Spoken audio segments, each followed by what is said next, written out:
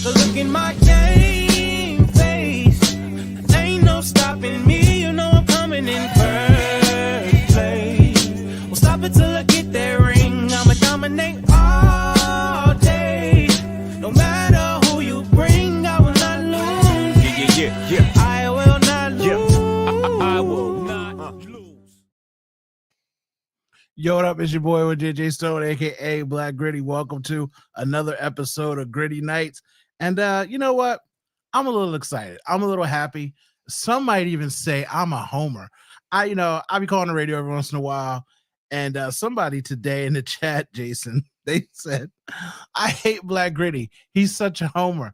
And you know what? In my heart, I felt good. I was like, oh my God. Someone thinks that I'm a homer and I love everything and I'm so positive. Me?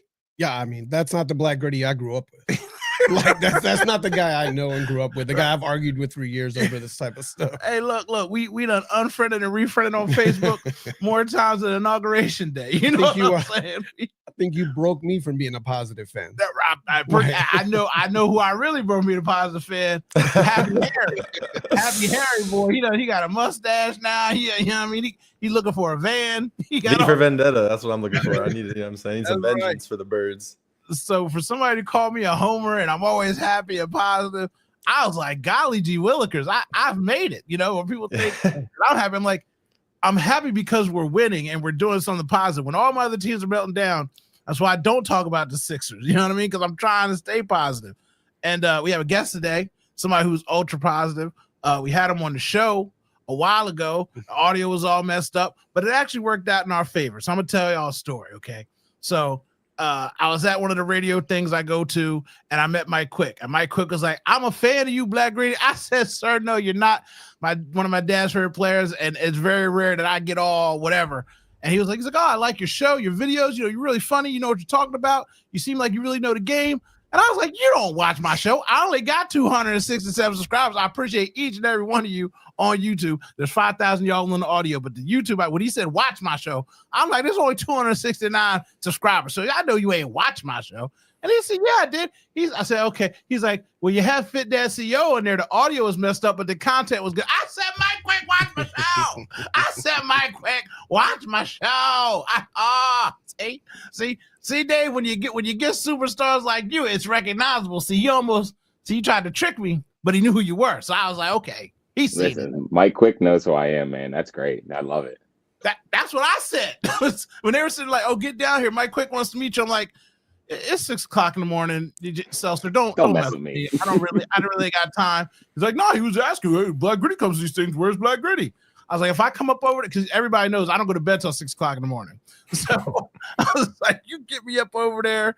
And he knew where I was. So did he mention the Crystal Lake Caucasians? He might have mentioned the Crystal. I'm just saying, I ain't getting no money for this, but if Crystal Light would give me some money, boy, y'all got straight cash for me, homie. Crystal Lights out here, the Mahi Tahi, the blackberry mojito, and the watermelon margarita. I tell you what, see, when you're fat, you try to do things that taste like flavor, but it ain't really flavor.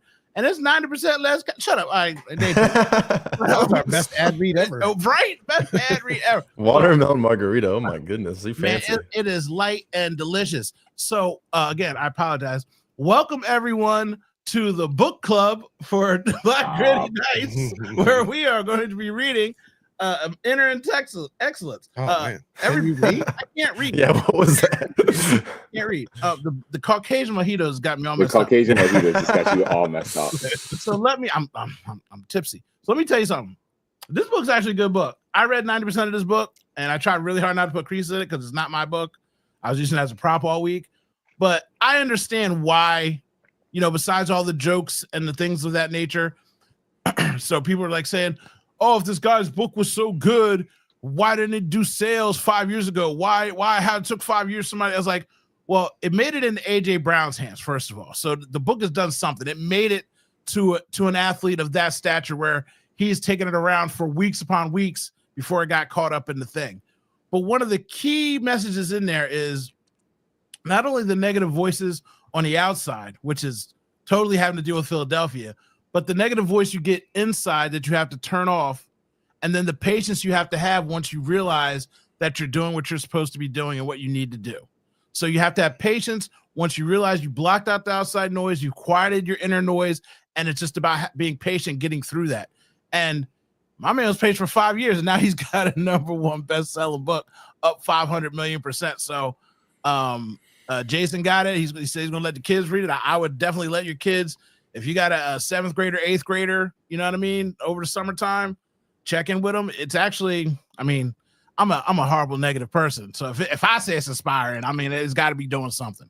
But anyway, that's no promotional stuff that we ain't get paid for. The Eagles win the championship game, and we're hosting in Philadelphia. And are we all happy? Yes, we are. So they beat the Rams. If you guys didn't know, the Rams were a juggernaut. Matthew Stafford's won 9 championships, and vice versa. Hates Philadelphia and their fans, even though he grew up in this area, and he probably just had a girl that didn't take him to prom that dissed him, and she was an Eagles fan. So that's all I know. Let's start with you, Dave. How did the Rams game go for you? Did you have a heart attack? Were you enjoying yourself? What's going on in the world? It actually took me until I think the next day to realize how much of a physical effect the last like 4 minutes of that game took on me. And I used to sit there and you watch these games and they come down to the wire. And again, this is the playoffs. This is what it's supposed to be. Some of these games are going to come down to the wire. And that last 4 minutes, man, if I still had my blood pressure medication, I would have had to take like 2 of them. So everybody knows I'm on like 9 pills, so I was cool with a cucumber. Yeah, I got high blood pressure because otherwise I probably been passed out 6 weeks ago. Jason, how was your heart rate during the game? Oh, it was great. I need that final Saquon touchdown run injected into my veins daily. Mm-hmm. That was just one of the most exciting moments in Philly sports history. You know, right up there with Bryce's home run, those type of things. You know, winning the World Series, like just when you see him go and you see Hurts throw the touchdown sign up 5 yards after the run, and you know right away he's gone and nobody's gonna catch him. And then watching Saquon smack his helmet as he was going because he was just so hyped, like. I was going crazy when we were watching the game. And then you're like, this game is definitely over. And then the Rams scored so fast. You're like, what is happening right now? I can't handle this roller coaster stuff. Well, right, real quick before I get to Harry, what are you doing going into prevent defense right there? There's way too much time, Vic. I know what's going on, but what are you doing prevent? Harry, how was your game ending experience? How are you feeling? I was all right, but I wish I had, whatever Jalen was taking during the game. I wish I had a little bit of that because honestly, it was a roller coaster, but I never felt like super negative at any point. I would say I definitely got us that piece with if we lose on that last, second touchdown, it is what it is. But like you said, the prevent, Jim Schwartz, that reminded me of that era of the Fangio disciples when he was our defensive coordinator. So I don't know. It was a great game. But it didn't quite get to the point of me feeling like that Falcons game earlier in the year, right? When we had the lead, we should have won. We missed some points that, we should have gotten. Never got to that point. And, man, Jalen Carter saved the season multiple times in that game. So the last 3 weeks, my go-to now is to tweet up until halftime and then put my phone down. Like, because when you're talking to people and people are texting you and messaging you and like you're in the game, I just know how to Eagles start games. But then once the halftime comes, I'm like, just put your phone down and watch the game. And I'm like, I'm just going to live with the result. And it's given me so much peace. Like that game in the snow, like before Saquon did anything, all I kept saying to myself was the heavier the snow gets, the more it favors us. And then Jalen got hit. And then that's when I got angry because I just watched Patrick Mahomes get breathed with a feather, get 2 and 3 calls, and Jalen got hit. So the first hit when he gets taken down, no issue with it, no whatsoever. That's football. The other guy piling on when he's already on the ground and then driving him backwards, ripping him over his leg is where I'm like, bro, I can't get a flag for that. And we're going to talk about that later, but like, that's when I was like, oh man, like, everybody out here want Kenny Pickett tiny hands. I don't want tiny hands in the driving snow. I love Tanner McKee. I love Tanner time. I don't want Tanner time in the snow. And so for Jalen to guts it out and for everybody freaking out when he took the safety, how do you call play with him bootlegging? Jalen had to have told the coaches, hey, I'm good to go. He had to say I'm good to go because they're right. That was one of the most idiotic calls in the world. But again, I'm just going to talk about it before I throw it back to you guys. That's how football works. You're on the 2 or 3 yard line. You can't see. You hand the ball off. You might get hit in the backfield because they're selling out on a blitz. You want to throw the ball? Jalen Hurts isn't 6'6". His linemen are all 7'2". It's white. The other team is wearing white. You want him just to throw the ball. You can't see Goddard. It's driving snow in his face. Maybe he couldn't see Dallas Goddard over the center, over top of your 6'8" guard and your 6'7" center. Maybe he didn't see him. And again, the team that's young and hungry with vice versa just sacked the Vikings 9 times. So they're young and they're hungry. You're not playing no one. That's why I hate the whole Jalen Hurts and Jaden Daniels. They don't play each other. You have to play the defenses. And Matthew Stafford is vastly superior to Jalen Hurts as a quarterback. Then why did he take that sack up the middle 2 times and not get rid of the ball? Why? Because there's a defender coming. And so here in Philadelphia, I know we be grumping. I know we be complaining. But my goodness, appreciate these George W's, dog. Appreciate these George W's.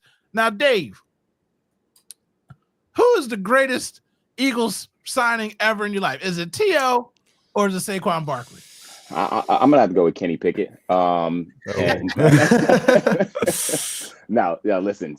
I mean, Saquon Barkley he's a game changer. When we signed T.O., I think that was probably one of my happiest Philadelphia sports moments at that point as far as the Philadelphia Eagles.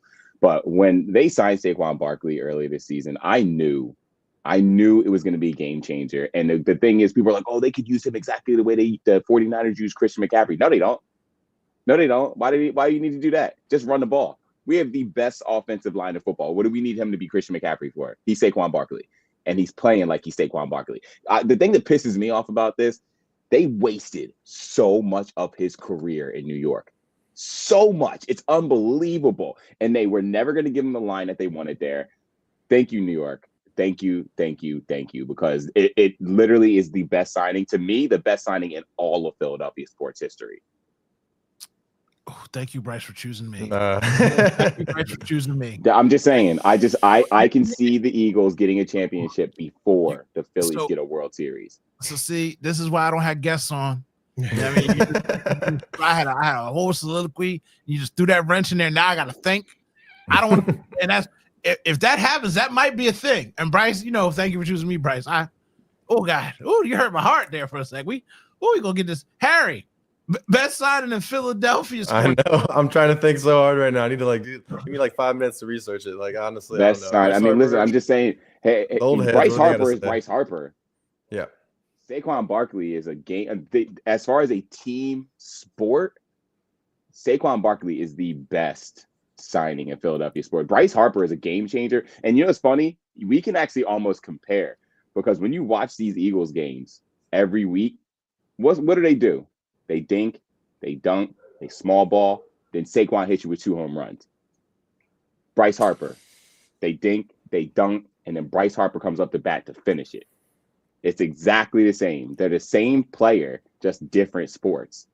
It's very. I was thinking about this earlier today because someone else was kind of talking about it, and I was like, they're the same. They're the same thing on different teams. That's all it is. Different sports. So, Jason, answer the question before I get in here. All right. So I was thinking real hard about the list. Paul George is a no. Yeah, exactly. Him as a why did he ever come here? And we're gonna go with Saquon as absolutely the best signing in Philadelphia history. And that's hard for me as a Michigan fan that's been a Penn State hater, that was a big time Saquon hater when he was on the Giants, because I hate the Giants too. And I wasn't sure of the impact he would have when he first came here. And thank God I'm not in charge, because I'm an idiot, right? Because he is the most explosive player in the NFL right now. God, you know what?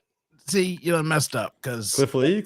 Okay, so here's my thing about Terrell Owens.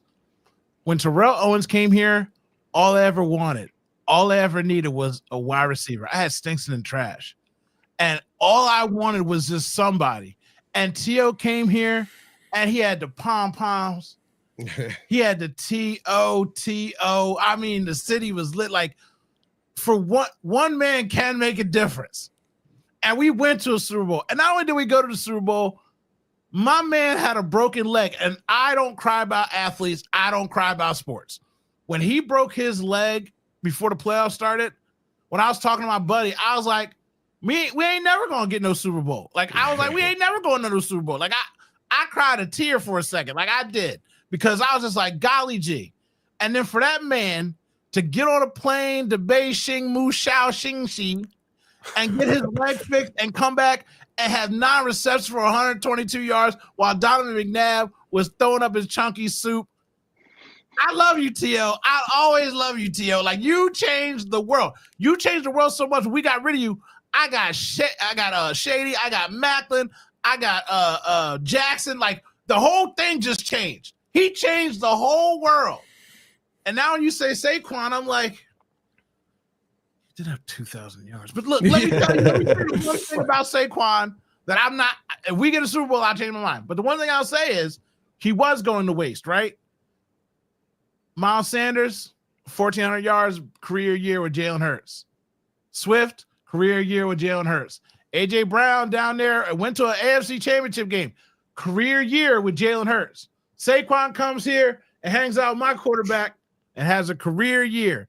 Partly, in fact, because people don't know if he's handing it off or keeping it or faking it, and it just frees the defense. So you're right, and you done messed up everything in my little heart that I had going on my day. But I ain't going to give it to him just yet. You got to go earn it, Saquon. You only got 2 more games to go do it. You know what I mean? And if you, by some reason, we lose by 1 point, I'll still give it to you because he has brought so much joy. It's the thing that when they ask a question, I'll ask you this question. Do we need an explosive passing game to win the Super Bowl, Jason? Yes or no? No, we already have the most explosive offense left in the playoffs. Well, he answered for everybody. I just said yes or no question. He kept talking. No, we don't, guys. That's not how we do this. Did I not say yes or no?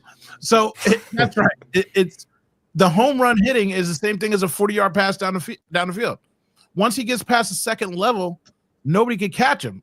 He's hitting 21 miles an hour on all these runs on average. He's maxed. I guess that's his max speed because he's maxed out at 21 or 22 miles an hour, and he's never hit that speed before in his career, which is crazy. Part of that's got to be with like what Dave said earlier, the momentum. You're hitting the hole with nobody touching you. You get to ramp up that speed, and you can hit top speed. You don't have to juke or shake. You're just straight lining. Like when he was hitting his head, like I don't know if was this snow game better than Shady's snow game? Jason, not Jason. I can't trust Jason. Harry.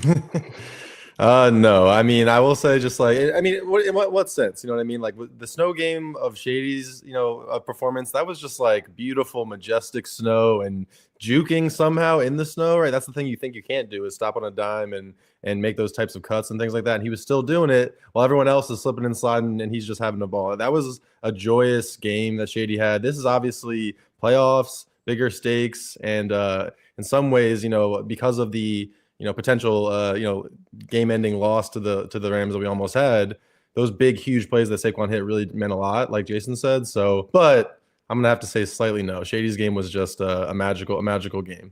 Dave. Same. I mean, almost word for word. I tweeted this out on, I think it was Sunday night. Saquon's snow game actually made Shady's snow game legendary because the fact that he called him earlier that day or the night before, whatever it was, and asked for advice. And then I'm going back and watching Shady's cuts and everything else in the snow. I don't know how he did it, honestly. And you didn't see Saquon doing that. You actually saw Saquon slip a couple times. When he I think he was in the backfield. He slipped, I think, 1 or 2 times. Shady didn't slip 1 time. That dude was planting his foot and going, and then he would see a defender and he would just plant and go to the right. And so no, it actually makes Shady's game a little bit more legendary. So somebody in the comments said, yes, it is. And I feel like that's because of the playoff situation. The one thing I'll say about that game is I saw one of the more extended highlights, and the Lions were crushing it in the snow too. They weren't running so much, but Stafford was actually passing very well in that game until he wasn't. Like it was tit for tat, back and forth until the third quarter, and then it was just no one could do anything except for Shady. And that's when it became like, okay, now it's different. Now it's different. Everybody's playing in this field. Everybody's doing what they need to do. Then it became this guy's got the footing and he could do whatever he wanted to do. So, Shady didn't break because it was way more snow. Yeah. You couldn't see the ground when in Shady's game. So it looks more majestic. It feels more majestic. And if it wasn't a playoff game, I would say they're equal or tied. But shady when you go back and you look at it. It's still so impressive. When I joked around last week and I'm like, yo, go get his cleats out of the Hall of Fame because his cleats are in the Hall of Fame. Like you want to wear his cleats are from that game. You know what I mean? Like that's where they are. So super impressive. And I guess we'll just jump over to the other important thing. Dave, are you one of those people that said there's too many Georgia Bulldogs and complained about Howie like I did? Absolutely not. No, absolutely Okay. not. No. Okay. So Nolan Smith has become somebody. Carter is the Bears traded back. The Bears traded back. And they let this kid come hang out over here with the other Georgia Bulldogs. I mean, those two dudes alone. And again, shout out to the Rams. I don't want to be like disrespectful because they had been playing well and they did have 9 sacks and they were leading the league in sacks. And they've got rookies out there on their defensive line. So it was something to behold. But we have the best offensive line in America. But none of them, no one on that team, dare say no one in that league is better than Jalen Carter. Is Jalen Carter the best defensive player in the league right now, Dave? He's top. I'd say he's top 3 as far as defensive player. Give me one other one. It's funny. I still take Chris Jones from the Kansas City Chiefs. That dude is and it's funny because I see Jalen Carter being that kind of player. Chris Jones knows how to wait for his moment, and then he takes it, and then all of a sudden it's like, okay, he won that game for the team. This is what Jalen Carter is turning into. So I'll ask Jason the same thing next. Do you know what the scariest thing about that comparison is? That as soon as you said it, I was like, I just bent the knee instantly. I'll ask you, who knows what they both do that makes them scary? Jason, do you know what it is? They move around on the D-line. That's not it. Harry? I was just saying that club with the swim move with the club. I don't know. Dave? No, I don't know. They are both emotionally fried. If you watch Chris Jones, he'll cry on the sidelines. Like he gets so ramped up, there's tears in his eyes. Every Super Bowl, he's crying. When you watch him on defense, he's sitting there sometimes he just has tears running down his eyes. When you see Carter and he's all up in people's faces, he's on the sideline, he's crying. Like his emotions are so like a raging animal. Like I just want to rip you apart, and I've got to hold this line inside. It expresses through their tear physically. They tear up, and I was like, because I watched Chris Jones, I'm like, oh, maybe he's just. And the more I watch the games, like if you watch the games, he'll be sitting on the bench and he'll just be crying. And when you look at Carter, when he gets mad, like that time when he ended up saying that they said something about his buddy that, was in a car accident and passed away, and him holding himself in, his eyes, whenever he gets really riled up, it's just animal, like, ah. So anyway, Jason, is Carter the best defensive player in the league or second, third? He's up there in top 3, right? For sure. Myles Garrett's still up there. That's when you're just, like, see, these are good names. That's why we ask questions. Myles Garrett to request a trade here next year and make things work. No. Oh my God, if we had Myles Garrett on this team, I don't know what I'd do for America, but I'd do something for America. I would find something to do. Harry, Max Crosby. Yeah, right. Oh, see, Max. I was about to ask Harry if he had another name to throw in there, but I think we done hit all top. Oh, my bad. That's 4. Trust me, I wasn't going to say Max Crosby. Don't worry about that. I mean, one more for the top 5. No, I mean, I got to do the top 5 now. Oh man, okay. Just one more person. TJ Watt, maybe. Okay, TJ Watt. There we go. Yep. So we got TJ Watt, Crosby, Garrett, Jones, and Carter. I'll take that. I'll take Carter in that top 5 because all those guys are game wreckers, and none of them are as young as he is. Right. And he's an interior lineman. He's not an end. He got double teamed 70% of the time on Sunday. And that's why, no offense, but that's how Zach Bond gets an All-Pro. That's how he gets a Pro Bowl. That's how he is going to get this check, because the dude in the middle is opening up everything for everybody. That's why Nakobe in college and now in the pros playing behind him has come alive, because that guy is just taking on double teams. And now you got these guys coming through to make the tackles. And it's just symbiotic. It's so impressive. And we also have something to cry about. Has anybody heard about my boy Quinyon the Don? No. You're wearing a Quinyon shirt. I'm wearing a Quinyanimo shirt, but I heard that he has a very good chance of playing, is what I heard. So I did hear that too. I heard that from Rappaport and a couple other like national sources. So that means that the news is leaking out. So that always makes me feel better, even more so than local sources. So I feel like local people are just bending the knee to Howie and, doing what they got to do. So when it gets national, I'm like, okay, well, bettors and all the Vegas and all that kind of stuff has got a hold of it now too. But when he went down, I was sick to my stomach because Isaiah Rodgers comes in and you know who they're going to pick on. And Jason's favorite guy ends up sometimes coming in when he goes down, Maddox. And it's a problem when he's out, when he's not there. You can feel, you're like, why are you throwing the ball on the right side of it? Oh, shoot, they just don't throw the ball over there. But when he's not in there, the whole field opens up to you. We need him back for this game coming up, but they survived. Rodgers almost had the one pick. The other pick he had in his hands. He just didn't squeeze it. Who else is a standout for you guys on defense, Jason, on Sunday? Well, you already said Nolan Smith was one of the standouts. He just continues to create havoc and being a pass rusher that the Eagles have sorely needed all season. And then Chauncey Gardner-Johnson, he came up, he filled in, stopping the run, especially there was that 3rd and short in the second quarter. He came in, he stuffed that thing. He's not that big of a guy to come in hitting like that. Yeah. Well, I mean, it's 26 minutes in and you all have failed the test because we don't go to championship games without CJ. So, I mean, I'm just saying when he's on the team, that's what happened. He was on the Lions. They got there. He left the Lions. They didn't get there. He's back here. I'm just saying he might be the missing link. He might be the key that we need. That's how he went and got his dog back. You know what I mean? He got row. So it is what it is. Let's move and talk about the other games this weekend. Hold on, real quick. Can we talk about Slay real quick? I was going to thank you. Okay, I was Oh, my God. Thank you. I was going to say, earlier in the year, we were That's my fault. Earlier in the year, we were talking about how it looked like he was like doing podcasts forever and he was going to retire because he wasn't hitting anybody or doing anything. And then recently, he's just been all over people. I mean, oh my goodness, that was the game of the year for him. He was incredible. Go ahead and say something nice about Slay too, Dave. No, listen, the last 3 or 4 games, he has elevated his game because Slay was always that guy that liked to play safe, where he would give just enough space and he'd run in and go make the tackle. He's all over dudes and he's flying all over the field right now. I love this bit of youth that he's given. He's training Quinyon to be the heir apparent, and I got to give the guy his flowers because we've crapped on this guy for so long. He's the one who will. That's why I call him Big Play Slay. He makes the big plays when it matters, and he did it twice in that game, and nobody gives him enough credit for it. Well, here on this show and any show that I'm on, in the last 5 weeks, I've gone from calling him mid-play Slay back to big play Slay.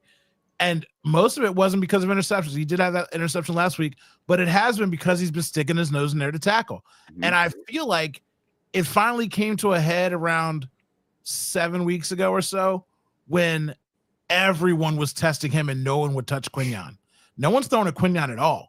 And they're going after him. And then he just started tackling. You're like, oh, was that Slay? Boom. I'm like, oh, hey. And I don't use the name lightly at all. But 6 or 7 weeks ago, he started hitting people, and I'm like, that felt darky-like. That felt a little. And then he started hitting people so hard he's knocking himself out the game. I'm like, whoa, now, pop, yeah. Hey, pop, relax. He started hitting dudes so hard he's knocking himself out. But he'd only knock himself out for 3 or 4 plays, and then he get back in there. And when he went in there against the Steelers, my boy put him on a jetpack and took him to the parking lot, and he was still he was still fighting. You know what I mean? And to your point, like him coaching up Quinyon and the young guys love him. They came to his defense. You know what I mean? So he has been doing his job. And though his podcast I feel is terrible and his mic setup is worse than mine, hit me up so I can make you look better. You already look better than me. Your wife's better than me. Your life's better than me. Everything. I'm just saying I can help you look a little bit better than you are. Yeah, I mean, you up there with the little whack chalkboards all fuzzy. I'm just saying that. I'm just a fat overweight dude in my grandmama's basement, but I'm more clear than you. I can help you. But other than that, he's been back here balling, and everybody's right. Sometimes I forget I got to go my props back to Big Play Slay. And just thankful that he never blocked me. But one thing I never do is sue. When I get mad at him, I don't go on the internet and tweet at the player. Oh, Jalen Hurts, you need to. I just write his name. I write mid-play slang going about my life. Like I don't need him to see it. You know what I mean? I don't need him when he's taking a bubble bath in his luxurious mansion with his wife bringing him strawberries. Be like, Fat Gritty said, and I need to retire. No. I don't need him on me like that. So I'm luckily I can still see his tweets and all the little vids and everything. Shout out again. We love you, Big Play Slay. We were yes. Woo, you boy. So anyway, thank you guys lecturing me. It's my show. But I want to ask a media question. With Lamar Jackson losing again in the playoffs, do we blame Lamar? Is he going to ever win a Super Bowl? Is he Peyton Manning like? Or is he Jim Kelly like? Dave, it's on you. No, Lamar. That game is not on Lamar Jackson. It's not. Okay. It's on Mark Andrews, who was clearly wearing a Bills jersey underneath his own jersey. He fumbled the ball. He dropped the ball on the goal line. Yeah, it was a little bit behind him, but that was a very catchable ball. Lamar Jackson is young. He will win a Super Bowl at some point. Harry. I like that Peyton Manning, Jim Kelly kind of scenario there. I think he's more Peyton Manning, right? I don't think he's Peyton, but I do think that he's more likely to get a bowl at some point. And, at the end of the day, like, you can't be without criticism. He has a really bad interception he threw in the first half. But to play as well as he did in the second half, you got to give him all the props in the world for that. I don't think it necessarily continues the trend like people are thinking about of him being a loser in the playoffs, but it obviously doesn't help him that they lost. Jason. Man, it's hard when you're in the AFC and you have all those good quarterbacks you got to go against to make it to a Super Bowl, if that's the benchmark we want to use, right? So Lamar is on the Peyton Manning track. It's taken him, he's following that same kind of path that took Peyton 9 years to get to a Super Bowl. Lamar's on that same type of path right now. And the Ravens just constantly play down when they get in the playoffs. The whole team does. No one shows up big there for them. So let me tell y'all something. I don't know if there's nobody watching tonight. There's a game going on. People got things to do. Let me tell y'all something why nobody's here. Yes, it's Lamar's fault. Lamar ain't never winning a Super Bowl. Lamar Jackson has never won a Super Bowl. First of all, respect to his mother. But his mama cussed him out when he lost to the Eagles. And every week I had to hear, ever since his mama cussed him out, they're undefeated. Ever since his mama cussed him out, they're undefeated. And I'm like, oh, okay. They just started playing like the Eagles. Like, oh, he finally beat the Steelers for the first time because they watched the Eagles run the ball for 10 minutes and not give the ball back. So they're like, wait, we got Henry. Can we run the ball for 10 minutes and not give the – wow, he finally beat the Steelers. Then you get in the playoffs. You beat the Steelers again with the Eagles blueprint. Hate doing that, but hey, if the 49ers can do it, I can say, we gave the blueprint. But you went up against Josh Allen again. And what did you do? You and your coach. Your coach is going for 2 for what reason? Chasing phantom points. Then you fumble the ball. Then you throw an interception. Then you don't go to your coach and say, dummy, we haven't lost a game when Derrick Henry touches the ball more than 20 times, and he's only touched it 16. You stop feeding the king, and you put the ball in his hands. And yes, you came down to the end, and yes, you lost by 2 points. And yes, your boy dropped the ball like he always does. He fumbled because he was running the wrong way. All those things happen to you. But your counterpart played a Jalen Hurts type of game. Here. We're not doing too much. While you're running around with a chicken with your head cut off again, instead of just handing the ball off and letting them run. So I'm putting it on Lamar and Harbaugh. And I love Harbaugh. I love the Harbaugh tree. I love the Harbaugh family. But what can you do to help this man? These are the golden moments to get. Not for nothing, Josh Allen is going to get more help next year. This was the time to get him. The Chiefs are beating people by 2 points. You beat them in the first game of the year if you got your foot in by 1 inch, which he says, oh, 1 inch is still my foot to me. This was your year to get to a Super Bowl, and you gave it away. Henry's only getting a year older. He's not getting younger. You ran him through the ringer this year. That was a bad game. And yes, it's on Lamar, because Lamar himself should have been like, yo, coach, why aren't we running the ball more? Like, at some point, you got to take ownership. You're about to be a 3-time MVP. It's just, you got Burrow, Allen, like the AFC. not for nothing. That's the juggernauts. NFC, we got teams over here. You know what I mean? They're trying to crown Jaden Daniels like CJ Stroud's uncle brother or something right now. But in general, there's more teams over here than there are quarterbacks. But those quarterbacks, you're in trouble over there. The odds are not in your favor. Peyton Manning, Tom Brady, and then some random scruggly guy, Phillip Rivers, with his 92 babies. There wasn't a lot of dudes that you had to get through. It was one or the other. And you just couldn't get past Brady. But now you got to get past fake Brady Mahomes, Burrow, Allen. Come on, man. I don't know, Lamar. I'm putting it on you. These guys are better than you. Anybody want to say anything nice about Josh Allen? Because Kate's here, and she's been messaging, so I don't really care about talking about the Bills. She's been my screen keep popping up, so all I know is she keeps saying stuff. So,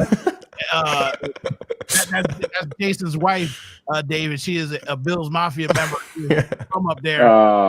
You know, listen, I'm a Bills Mafia fan. I'm a Josh Allen fan. But I still don't anoint him either because he's about to go up against the Chiefs, who he can't seem to beat to get to the Super Bowl. So I can't really say too many nice things. And I don't even care about the AFC's quarterbacks, to be honest. Okay. None of them scare me. Burrow doesn't scare me. Allen doesn't scare me. Lamar doesn't scare me. You throw any of them guys at me, and our defense can take any of them out in the Super Bowl. That's what this whole year has been that for me. Every single one of these quarterbacks, Joe Burrow's out there throwing for 5,000 yards to Jamar Chase, who's catching 1,000 yards in a game. Good for them. Where are they sitting at right now? Can't do it against Quinion. You got anything nice to say about the Buffalo Bills, Harry? I mean, yeah, Josh Allen's great. I think he's a great quarterback. I think that, his situations against Mahomes, obviously he has to prove it, right? It's always going to be that label until he gets past the Chiefs, 100%. But this is it seems like a different Josh Allen this year. Again, doing it with less, more comfortable, more, I guess, not as stressed out. I don't know if it was all Diggs, but I mean, he definitely seems like he's, coming to himself, as a leader and as a quarterback this year. And like you said, he's doing that Jalen game, right, where he's just doing what he needs to do to win. And sometimes that's all you need to do. And I think that's something that we as Eagles fans, we're always defending Jalen about that sort of stuff. So when Josh is putting up the stats throughout the year without as much talent and he's doing that, I think you got to give him credit. I hope they get past the Chiefs this year and we beat them in the Super Bowl. That'd be great. Jason, anything nice to say about the Chiefs? Every time the Bills win, my house gets closer to turmoil. Yeah. That's what I'm looking at right now. We have some turmoil coming. Well, because I'm gonna have fun at the parade. Well, I tell you, I get the blankets on the couch for you. So basically, my biggest thing is like, besides, be completely honest, my biggest hope for like sports fandom would be Bills Eagles Super Bowl.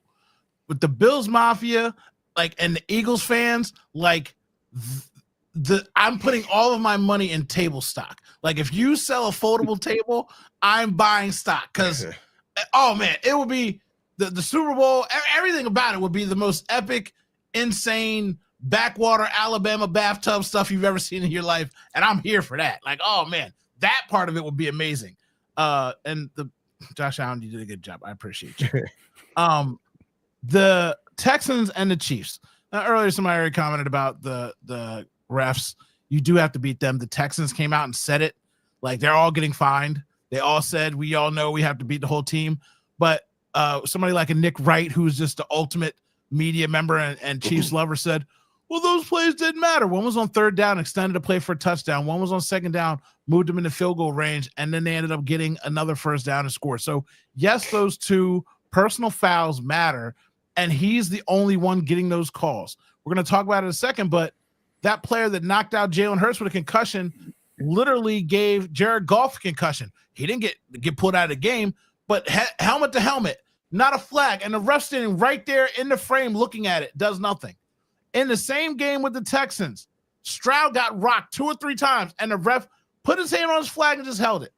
And the flags always come out late for the Chiefs. So, yes, they won the game, but America, I'm just going to say this from my side before I let anybody else speak, those games are rigged. And you know how I know they're rigged? They have the most viewership because of Taylor Swift, and now Caitlin Clark is sitting in that booth. God help us all for what's about to happen. And if you don't think that the Illuminati, the spirits of the ancients, and the Vegas mafia are not involved, then tell me why they ran out of the back of the end zone at the end of that game to cover the point spread. You think they don't know what they're doing? There was absolutely no reason at the end of that game not to just punt the ball away, but you did it so you could cover the spread. There was millions made and lost on that one play alone. So you can't tell me that somebody didn't call down on high and say, hey, have your punter run in the back of the end zone for no apparent reason at the end of this game so we can get doing what we need to get done. It's embarrassing and it's sickening, and I can't stand it. And Dave, you are associated with me. We are brothers. We've known each other for 92 years. Everything I say, you're responsible for. What say you about the rain? I just went, hey, I ain't going down alone, Dave. You got a big enough mouth. They might save me. If I get thrown in jail, we going together. You know what I mean? Somebody going to bail you out. That's what I'm saying. If the Illuminati is listening, I don't claim anything he said. No, but you're right. I mean, honestly, that the whole game to me, and people can say whatever they want to, I feel like it's getting to the point where it's so obvious now that they're I mean, the refs are right there for some of these plays, and it's something they won't call them. It's almost like in basketball now. The referees won't blow that whistle unless they miss the shot. Now it's almost like they just wait for Patrick Mahomes to just scramble around, run around like a little mouse like he does, and then stand there and get hit after, and while he's still holding the ball too. He doesn't even let it go sometimes. One simple tackle, and they're calling it a roughing the passer call. I'm like, come on, man. Like it's not that. You want to give him the benefit of the doubt because the dude has gone to Super Bowl. And the problem is, this is an argument that I made this week. When he made that one touchdown pass into the end zone as he's falling down, that wouldn't have happened if the play didn't get extended. This is why he looks like such a great player, is because he continues to get shot after shot after shot to make those plays. Stop giving him the shots. Stop giving him the chances. And see how good he is.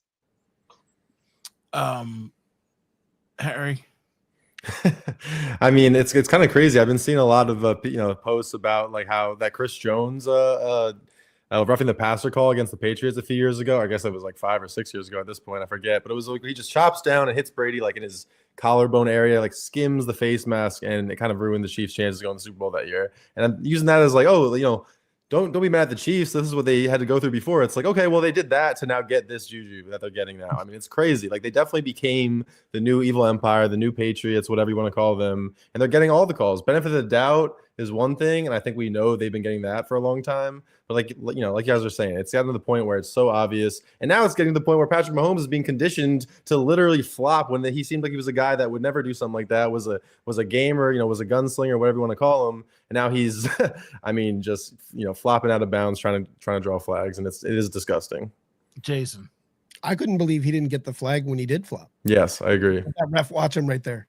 It was crazy. Like you said, the biggest issue with those games is when the flags happen.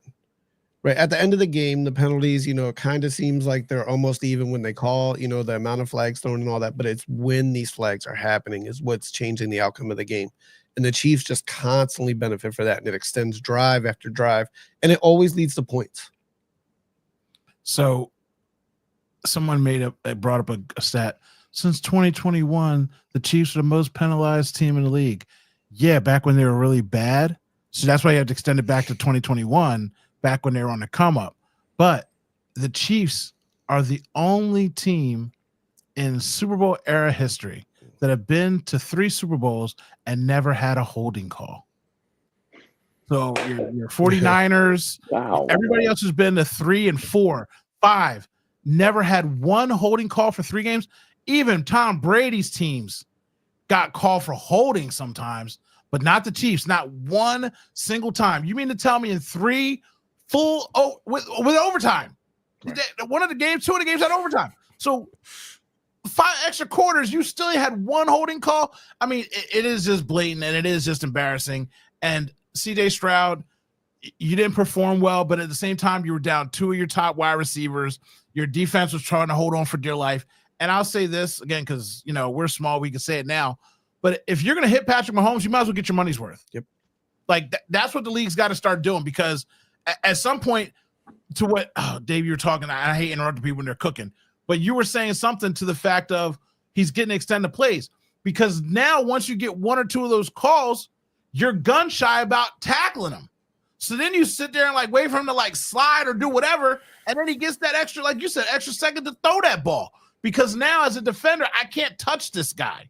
And it's only him because every other quarterback gets lit up. So we'll talk about the Lions and the Commanders. The Commanders, they won the game. Congratulations to them. Dave, why did the Commanders win that game? Tell me. Because listen, the Lions were decimated. Their defense was decimated.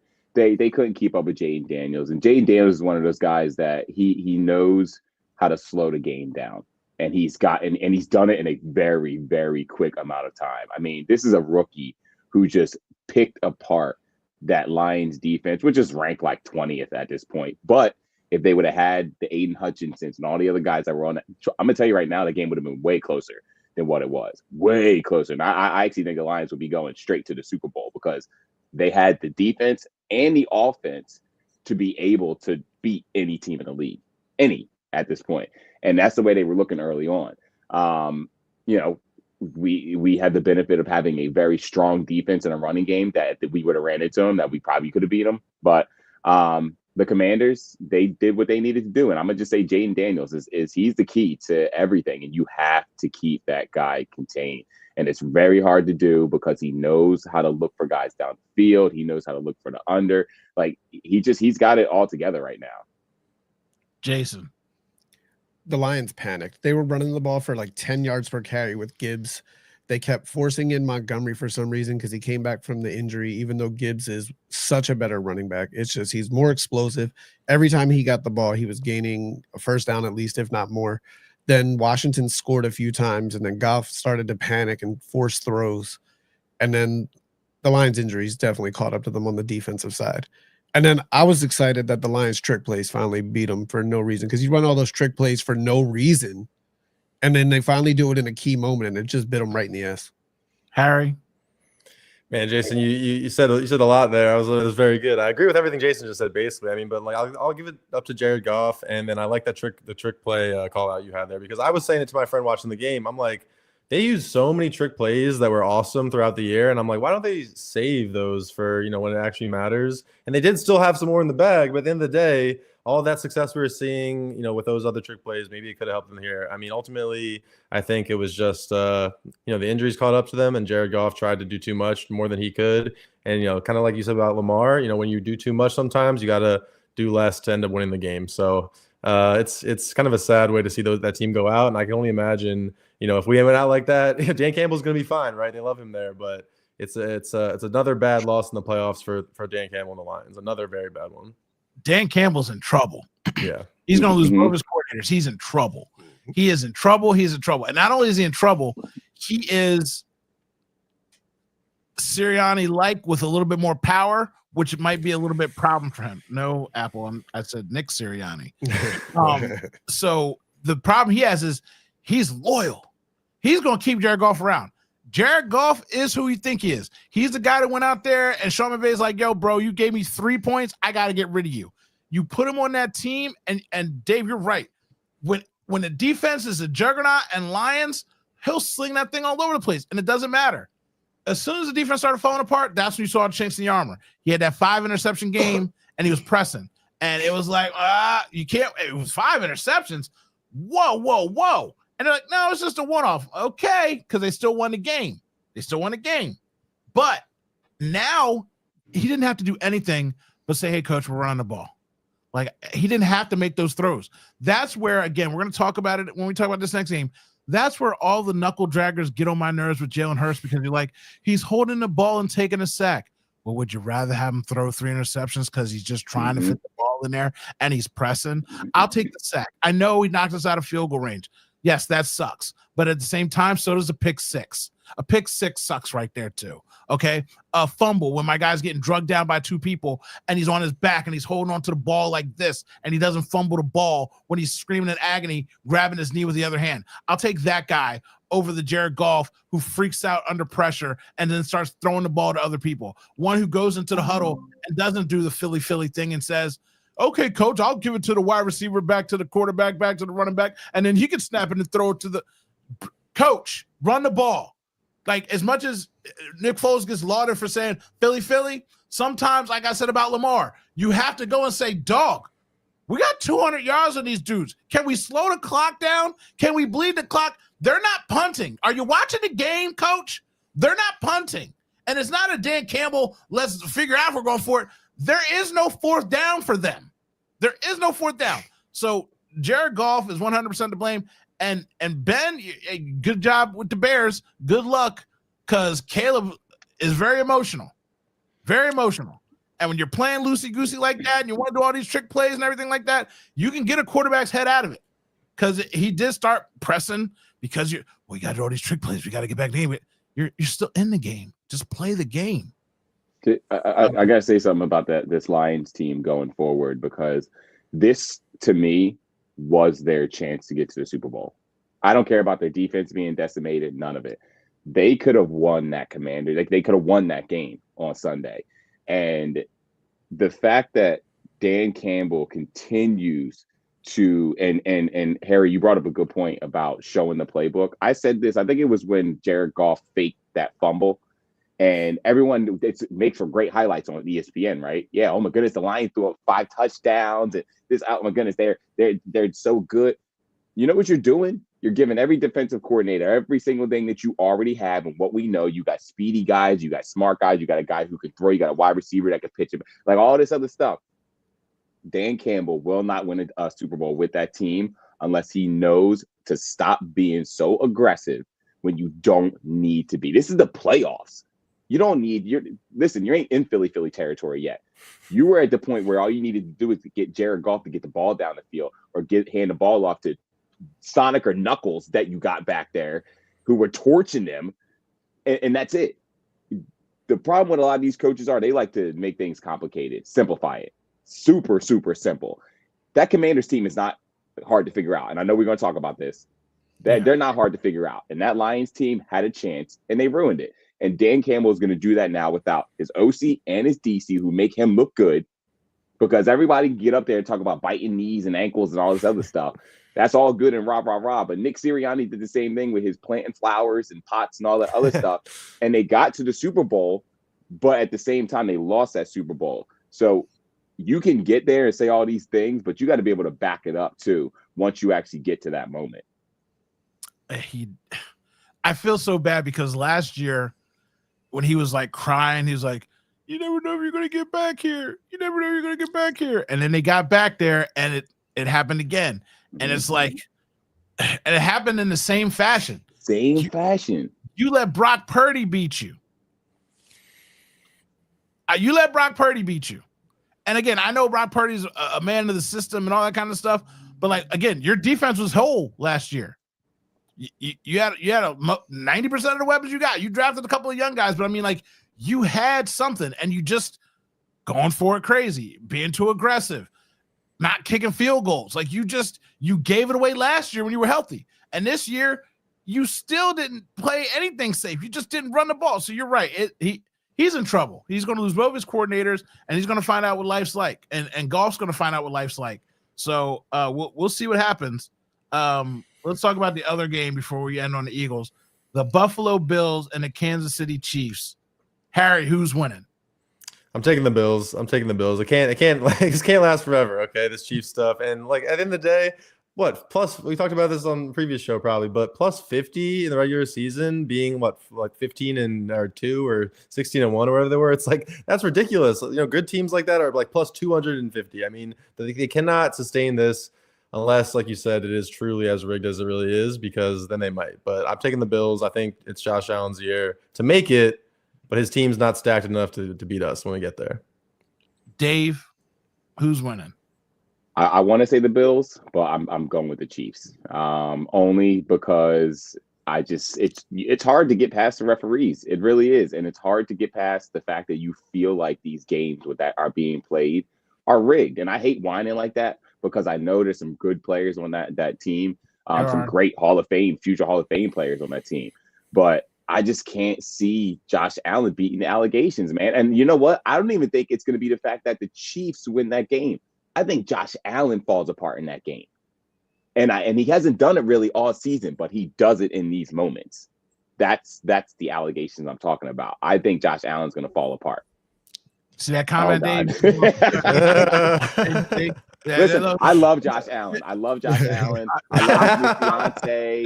I love his new fiance. Like, listen, I'm a huge Josh Allen fan. I just have seen him too many times in these moments where he falls apart. It's very similar to Jared Goff, where he gets these big moments and he'll turn it over. And I think that's going to happen. I think it's going to be a close game, and he's going to turn it over at some point where he doesn't want to. One of my favorite things in life is when you check your negative followers. Dave's at 2 million. And right now it's right back to 1,999,999. That brings a little bit of joy to my heart. You know what I'm saying? Like that. I was into it. Balloons, everything. Yeah, I mean, what happened? He's about to pop it off, man. He just went and lost. You might win some, but you lost one. I'm sorry. Jason. Well, you got to go home tonight, so I know what you're doing. I think the Bills are going to win, and I am not in any danger. Blake, if you're okay. No, I do hope and want the Bills to beat the Chiefs this year, right? They beat them in the regular season consistently now, and now it's time for them to finally take this final step and manifest that destiny part and get over this hump here. So I will tell you this, and this is to be true. The Buffalo Bills are going to beat the Kansas City Chiefs. Somehow, some way, Superman is going to put his cape on one more time. Nobody circles the wagons like the Buffalo Bills. I 100% believe that. But my money is betting on the Chiefs. My cash outlay, my parlay, and my rent is going on the Kansas City Chiefs. I'll let you know that right now. The Bills are going to win, but I made a lot of money this year just betting the money line on the Chiefs. Money line on the Chiefs. Hey, look, I made a lot of money this year because the refs are there. Taylor Swift's there. Caitlin Clark's there. Whoever else you think is going to be there is going to be up in that booth, and that's where my money is. But the Bills are winning, so take from that what you will, and do what you got to do. Made a lot of sense, actually. I don't know. Kate, I said the Bills are winning. What you want me to do? You want me to lose money, baby? Come on, don't even profitable. I'm hanging on by my little tippy toes. You know what I'm saying? You want me to put my money on the Bills? Jason going home for all that good stuff. I got to stay here alone. Okay, all I you trying to get back from me to keep me warm? No, ma'am. So, anywho, those are our picks. And the Eagles are playing the Commanders at home. Oh my God, it all worked out for us to have the championship game at home. When we sitting there and I wanted Saquon to get the record, and then Hurts goes down, Tiny Hands comes in, and McKee's playing because Tiny Hands is hurt, and everybody else won, and there was no way for us to get the number 1 seed. And we're like, well, we're going to have to do it the hard way. And now 3 home games for Philadelphia, home field advantage, one of the last remaining Thunderdomes without a dome. Oh, my God. I am so excited. I'm so happy. That's why I'm not really taking any slander. I'm willing to have conversations. The guy was like, I'm just trying to have a healthy debate. And I'm like, bitch, I'm in a championship game. I'm trying to enjoy myself. I don't have time to write essays with you to change your mind on my TikTok and Instagram. I really don't. I love you. I appreciate the engagement. You know what I mean? I let him run it up like 4 or 5 comments before I watch it. But I mean, after that, dog, I got things to do. I'm a busy man. And busy with hope, light, and love in my heart. Okay? Okay. Now, let's talk about these condom skins first. Dave, are you afraid of the Commodores? Said it anyway. Let's go. Listen, that team does not scare me, okay? The commies do not scare me, even in the slightest. We beat them the first time around, okay? We lost to them the second time around by 3 points, okay? And a dropped Devontae Smith pass that would have taken us to a win. Not only that, I made a list of these things. Jalen Carter was bugging out, okay, getting all kinds of penalties in that game because he was emotional. CJ was ejected. Devontae dropped that pass. I think Saquon dropped the pass early on too. That could have gotten them to a first down and probably closer to a touchdown. Mm-hmm. There were several things in that game. Our defense fell apart. I'm talking about fell apart. They were gassed by the end of that game. You will not see that in this game, okay? There's nothing about this team that scares me. The Eagles are going to go in there and punch them in the mouth. They're going to beat them by double digits. And I'm not talking about 10. I'm talking about 20. They're going to put up points on this team. Okay? And then they're going to go back home scared to face us again next season.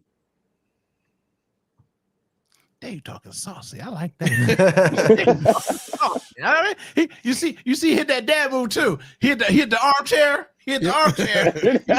You know what I said now, boy. I was You heard done what I said? You know what it is. Eagles by 20.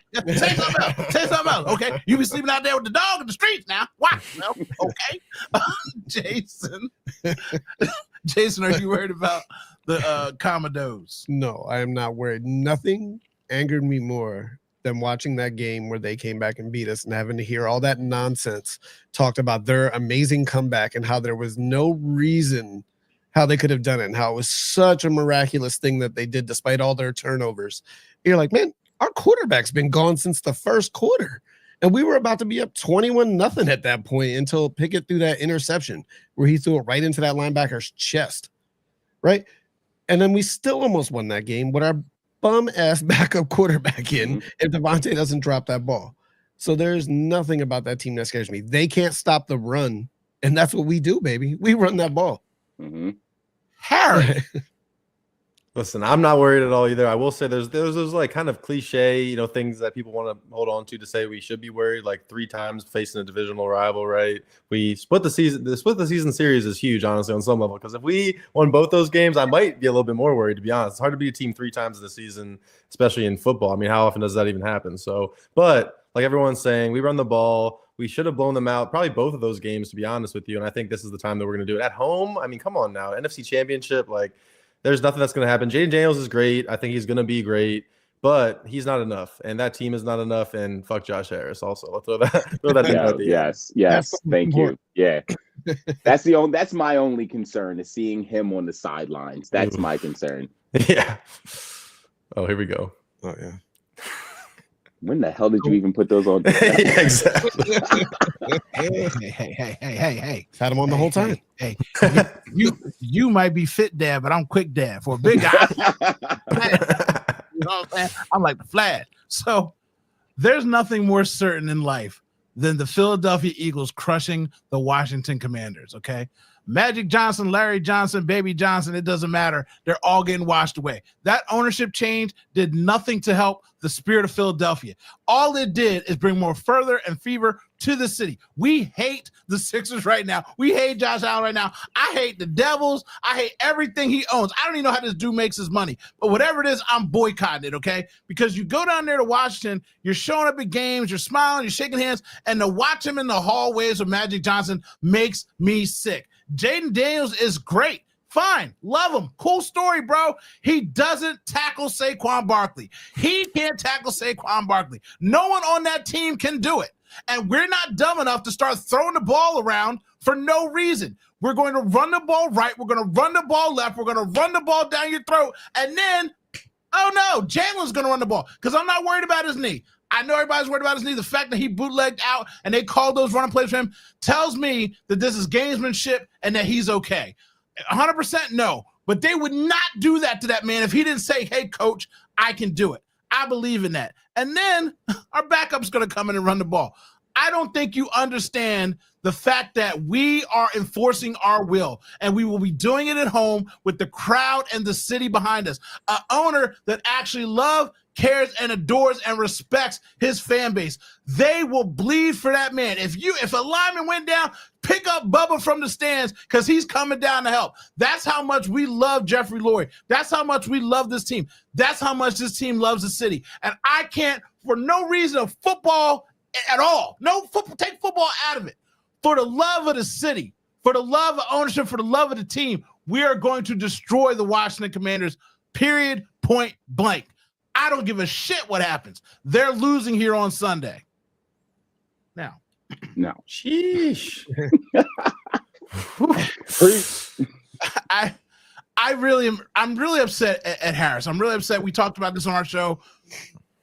The Sixers are going to New Jersey. New Jersey wants to have us. Oh, no, can't have them go to New Jersey. We better displace Chinatown and let them do what they want. Oh, and they're going to pay for it, too. All for it to be well, Comcast is coming and they bought a piece of our company. So now we got an influx of extra cash because I put all my cash down here with the Commanders and Magic and I need some more money. Like, really, all that is a shell game for money with billionaires, and it makes me sick because he has no loyalty, he has no love. And now Comcast, a faceless brand that owns the Flyers, which I'm trying to fall back in love with, now owns a piece of the soulless Sixers. So Washington can never come here and win games. They can never come here and win games. The feeling, the vibes of Philadelphia will not allow it. And like Harry said, like everybody was on to, it is hard to beat a team 3 times in a row. So I'll bend the knee and I'll take that loss against our backups. When they were all having, that was their Super Bowl. That was their championship game. This is not. This is going to be a rude awakening for them. It's going to be 40 degrees outside. They're going to get destroyed. And the only thing I got to worry about is Nick Sirianni not being Nick Sirianni, because we didn't talk about one thing that we got to worry about. What's the one thing we got to worry about, Dave? Jake Elliott. See, this is why when the Illuminati comes for me, they coming for you. Because I wrote it down so I didn't forget. Yeah. He is my only worry. But you know why I can actually rip that up? Because we're going to be up so big that it doesn't matter if he misses a field goal. You did say that. And the coach, see, so I'll say this. Everybody knows I'm not a Nick guy at all.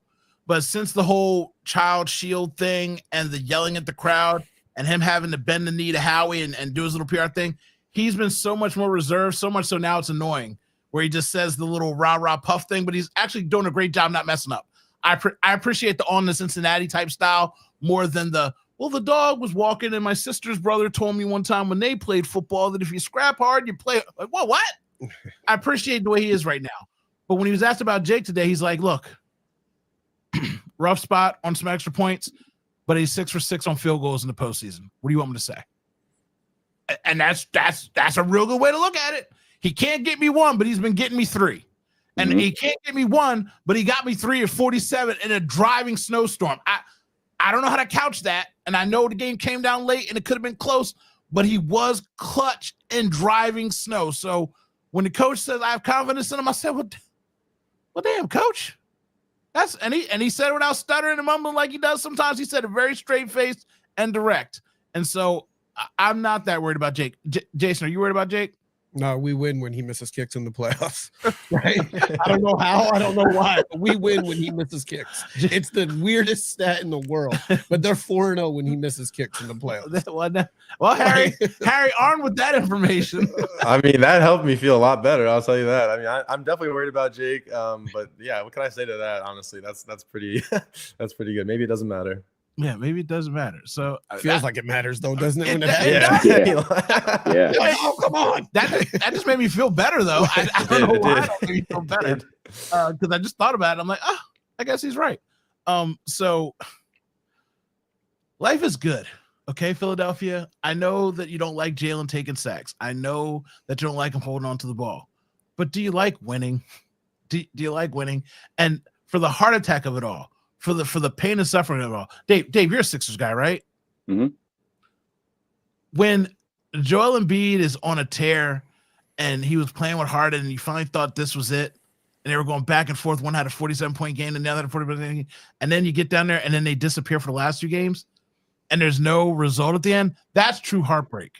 Yeah. When I'm watching a 4-quarter game and I'm like this and I'm like that and I'm like this and I'm like that, and then it ends on a crescendo, I can't spend my whole week saying Jalen held on to the ball too long. Mm-hmm. Well, the other 3 quarterbacks that lost all turned the ball over. So what do you want? You want 3? And when you ask people this, they don't know what to say. Do you want 300 yards and 2 turnovers and a loss? Or do you want 100 yards, no turnovers and a win? I don't know what to say. Also, can we just bring up the point that, and I know this is like a stat that everybody saw on Twitter, every team that lost this weekend put up more yards than the team that won. And all that meant to me is that we know situational football. We know how to bleed that clock. And this is the reason why I actually truly believe we can go to the Super Bowl and win. And I'm not looking past the Commanders, but we know how to run the clock. We know how to literally command the time that when we're on that field, and we don't give the ball back to the other quarterback. And I think that's going to be key in this game. Jaden Daniels is on a tear. That Commanders team ain't on a tear. Jaden Daniels is on a tear. And all we need to do is keep that ball out of his hands long enough for us to put up points. And we will put up points because we got Jalen Hurts, A.J. Brown, Devontae Smith, and the MVP Saquon Barkley on our team. So I have no worries about this team at all. Let me ask you a question, Dave. Do you think we should play the game of not punting the ball, going for it every fourth down if that's what they're doing? Nope, because we haven't been doing that this season. And when we did do it, it didn't get us very far. And we watched the team. We just watched the game over the weekend, the Commanders and the Lions, watching those two idiots go back and forth with their fourth downs over and over and over again. And we knew that's exactly what the game was going to be. And the team that came out on top was a team that was just aggressive enough. And now we're playing them. So, no, we don't need to do the fourth down thing. The only time we need to do the fourth down thing is when we're inside the 50 and we're about to push it. That's it. Jason, you tush pushing Hurts right now with the leg and coming off the concussion. Are you tush pushing? Yeah, when the time is right, you have to do it. That play is so unstoppable. I don't know why they didn't do it in the snow. I know. Actually, I gotta say, I'm kind of proud of Sirianni for not doing that because he didn't know how his knee was at that time. And I know Jalen convinced him to let him go back out there. But number one, in that snow, you may not get the best grip to push. And then secondly, putting him in that pile with his knee in a questionable situation, that's putting him in a worse spot. And we still got those first downs, so it didn't matter.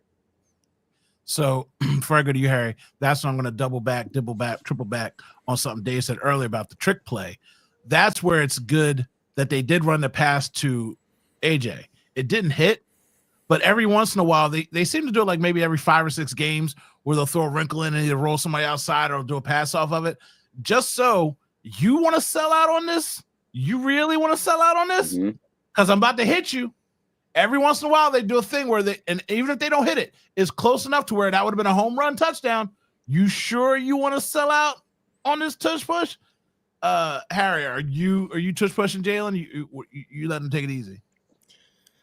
I'm tush pushing when the time's right, but I'm also trusting Nick. I mean, one thing I've heard, we don't talk about a lot about Nick on this show because usually it's negative, right? But I think we've been saying, I mean, hearing each of you say things that come together to show me that Nick really is a great coach. I mean, maybe he'll mess up, maybe he'll make me eat my words, but he went from the guy that was only vibes, and that's all we could lean on was, oh man, he's got great vibes for the team, right? But that's a huge factor. And also, he's been managing the game well for the last, I don't even know how many weeks, right? Managing the game when you're not the offensive coordinator, when you're not the defensive coordinator, that's your job as a head coach. Managing the players, managing the personalities, managing the momentum swings, and managing the clock, right? And he's been doing all of that. So at the end of the day, maybe he's not going to end up, making me feel great about this statement, but at the end of the day, he's also been doing it. So, I want to give Nick his props because I know no one else would necessarily, at least I know BG is about to go against me, but listen, he's been doing great, and I just want to show love to Nick.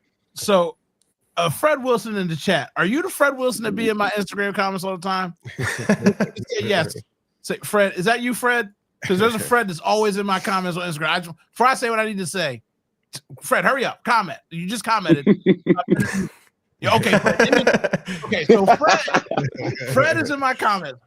Fred is actually Nick Sirianni. I'll just let everybody know. Fred Wilson is Nick Sirianni's burner account. Because every time I say something bad about Nick, he comes with stats and facts and paragraphs. And every time I try to give Nick some love, he's like, see, you need to go a little bit further than that. Every time I say something about Jalen, he attaches. It's like an alley-oop. He just attaches Nick Sirianni to the dunk every time I say something. So if I see Nick Sirianni say you'll bend the knee, and his friend will know it's Fred. Right? You know it's the same person. So when Harry says he's a good coach, my spine, like go back and watch the tape. My spine I know shrunk. Like I couldn't even, my chest felt weird. You saying it because I'm like, I want to slap you in the face, but I can't right now because like we're doing good things and I'm trying to be a better man. I want to backhand you because there's so many things that I want to say, but I'm doing my best to have a good vibes, baby. I'm trying to be a better man. And so on my other show, I do the cheap seats with E-Rock and Ashworth. these fools just trying to beg me to just bend the knee to Nick. And I said what I've always said. I said on the show first, if Nick Sirianni wins the Super Bowl, I'll just never say his name again. He will just be coach. He will be Super Bowl winning coach. Like, I will just say coach over and over and over again. I will bend the knee. He will get the Doug Peterson treatment, because Doug was the way I used to talk about Doug. I used to be like, I'm Doug negative. And then they won some games. I was like, I'm Doug neutral. He won the Super Bowl. If I see Doug in the streets, I'll smack a baby for the dude. He ain't got to pay for steak around me. Whenever he wants ice cream, I'll get him ice cream. Like, only Super Bowl I ever got, he can't do no better. So if Nick gets me a Super Bowl, I will bend the knee. They're also trying to get me to go outside in my underoos and wear a sign saying, I apologize, Nick.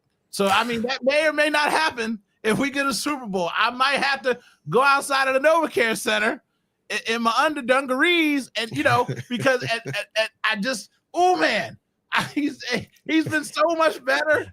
But you say good coach, and all I'm thinking is, oh, daddy. I think I might have said great coach, actually. Great coach. That's what he said. Great coach. I know you are. Yeah. I'm trying to backpedal, okay? So yeah, Fred, you trying to keep his foot on my neck. I was like, oh, Fred. See? Nick's burner said, don't do that. That's I tell you. Look, I know that's Nick Sirianni. I know I'm with him. So yeah, that great show for us. We're winning the game. Jason, you got a score? Oh, 42-21. Wowzers!